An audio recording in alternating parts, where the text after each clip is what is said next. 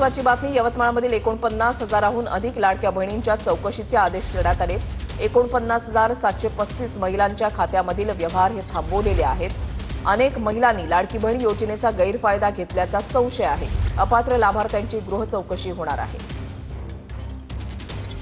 यवतमाळमधील 49,735 महिलांच्या खात्यामधील व्यवहार हे थांबवण्यात आलेले आहेत।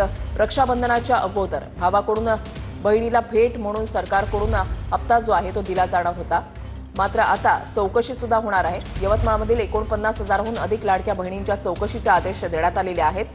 खात्यामधील व्यवहार जे ते थांबवण्यात आलेले आहेत।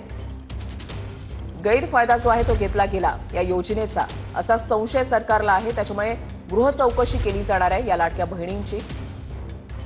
विवेक गावंडे आमचे प्रतिनिधी या संदर्भातली अधिक माहिती देतील। विवेक। वृषाली, यवतमाळ जिल्ह्यातल्या 49,000हून अधिक लाडक्या बहिणींच्या गृह चौकशीचे जे आहेत ते आदेश दिले आहेत।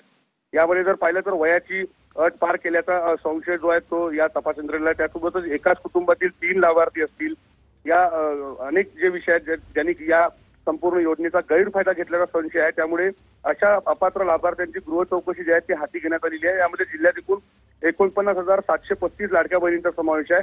त्यांच्या खात्यातील व्यवहार चौकशी होईपर्यंत थांबवण्यात आलेले आहेत। साधारणतः जिल्ह्यात जर पाहिलं तर 6 लाखाच्या वर मुख्यमंत्री लाडकी बहीण योजनेचे लाभार्थी आहेत आणि या लाभार्थ्यांच्या खात्यात आतापर्यंत 12 हप्ते जे आहेत ते जमा झालेले आहेत। या संपूर्ण कालावधीमध्ये जर पाहिलं तर महिला बालकल्याण विभागाच्या संदर्भानं वयासंदर्भात तक्रारी दाखल झाल्या होत्या। याशिवाय आयटी विभागातील कागदपत्रांच्या तपासणीमधून काही महिला लाभार्थी अपात्र आढळल्या होत्या। धन्यवाद विवेक दिलेल्या सविस्तर माहितीसाठी।